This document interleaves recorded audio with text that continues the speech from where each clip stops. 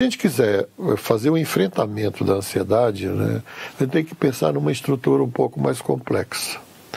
O primeiro ponto é aceitar que se esse sistema ligou, ele não desliga mais sozinho. Passou 3 meses em estado de alerta, não volta mais sozinho. Então aceitar que a ansiedade... Porque na nossa cultura, a gente tem muita dificuldade de aceitar ansiedade, pânico e depressão como um transtorno a ser tratado. Né? Como algo a ser enfrentado e tratado como uma febre, por exemplo, uma gripe, um mal-estar. A gente vê como? A maioria vê como? Se tem essa dificuldade para ser tratada, ela pensa como? Muitos veem como um problema espiritual, como falta de fé, como falta de confiança em Deus, ou como algo que faz parte da própria vida. E não faz, né? Ninguém precisa... A vida não precisa ser tão dramática, né? O tempo todo dramática. Então, acho que primeiro é aceitar. Eu sou ansioso, minha ansiedade fugiu do controle, fugiu da normalidade, está afetando meus relacionamentos, minha vida. Então, vou procurar ajuda. Se é uma crise, procura o psiquiatra, toma medicação lá por um tempo e vai buscar psicoterapia. Né? E aí eu posso falar de algumas estratégias. Por favor, fale essas estratégias da psicoterapia. As estratégias que eu uso são usadas nas maiores universidades e hospitais do mundo, como Stanford, Harvard, Johns Hopkins. Né? Então vamos lá. Primeira coisa que você tem que fazer. Né? Você percebeu que está ligado. A mente consome 20% do oxigênio que o corpo produz. Então ela sozinha consome quase 1/4 de toda a energia que o corpo produz. Na ansiedade ela não oxigena bem.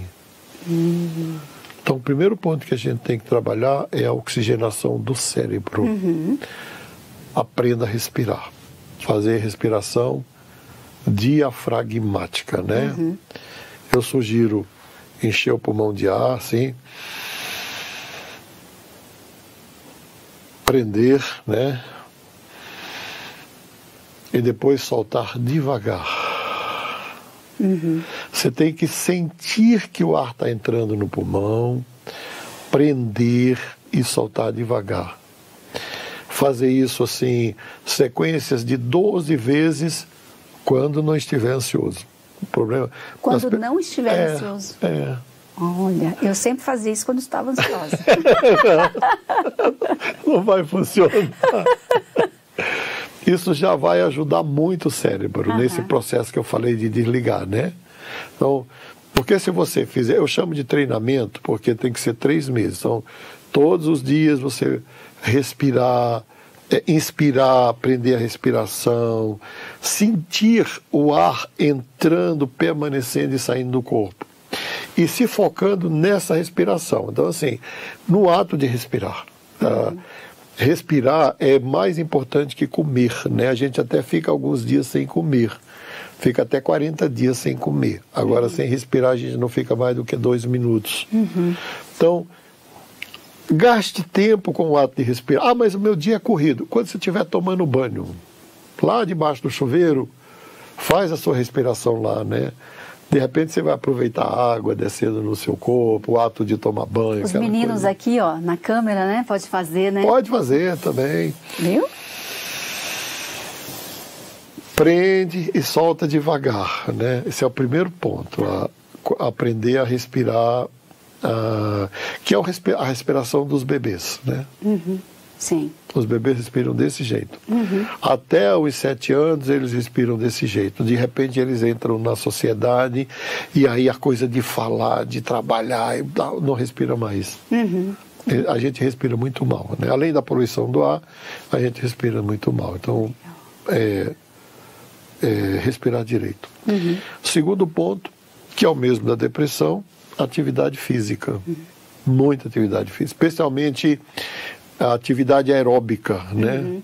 Mesmo que seja caminhar, mas alguma coisa que movimente o corpo e faça com que a pessoa transpire, não só para gerar endorfina e serotonina, mas para liberar toxina. Porque a ansiedade gera muito cortisol. Cortisol em excesso alimenta, é estressante. Explica para as pessoas o que é serotonina, o que é cortisol. Tá.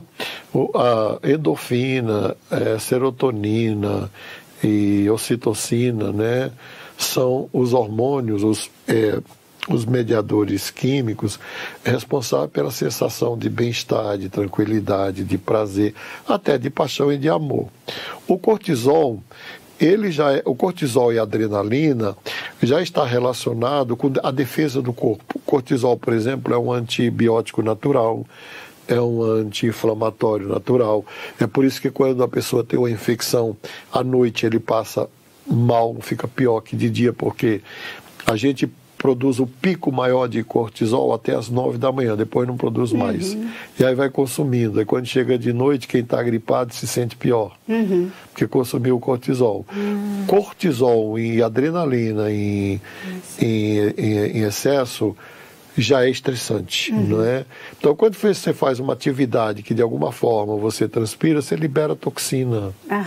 Por isso que chorar também, quando a pessoa está muito mal, ela chora, e aí depois sente um alívio, porque liberou, sente o sono, liberou toxina, calma, paz, né? Depois, na sequência aqui, eu estou falando, né, primeiro aprender a respirar, depois fazer uma atividade física constante. O mais difícil é o que eu vou falar agora. É o mais difícil, anota, presta bem atenção. Que é anotar estes pensamentos intrusivos que geram estado de ansiedade. Por que é difícil? Porque é preciso você treinar para observar seus pensamentos, porque a gente não observa. E o ansioso, ele não observa nada, ele já não, a observação dele é muito reduzida, daí porque ele perde as coisas, esquece, não é? Então, quais são os pensamentos que se repetem e que estado emocional eles deixaram? Você tem que anotar. Repete a pergunta. Que pensamentos se repetem constantemente na minha mente e que estados emocionais eles deixam? Então vamos pensar aqui em alguém que tem ansiedade para viajar. Então, seja de avião, vamos pensar de avião, que é mais comum. Viajar de avião me deixa muito ansioso, às vezes até em pânico, né? Assim, tal. Então, estas pessoas, elas desenvolvem pensamentos de que o avião vai dar problema, de que o avião vai cair, de que o avião vai ter uma pane. Assim como desenvolve, por exemplo, com o marido, que o marido vai passar mal, que vai ser assaltado, que o filho que vai... alguma coisa. O risco é real, mas a pessoa fica dentro disso. Bom, o trabalho agora, depois que ele mapeia, é aprender a dialogar com esses pensamentos. Então, por exemplo, eu sempre sugiro às pessoas, adiante de um pensamento compulsivo permanente, colocar o se. Eu vou pensar aqui em alguém que eu atendi mesmo, mais de uma pessoa.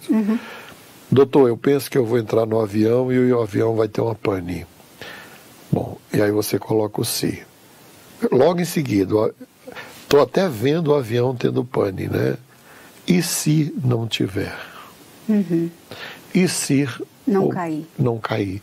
E se o marido estiver muito bem no trabalho?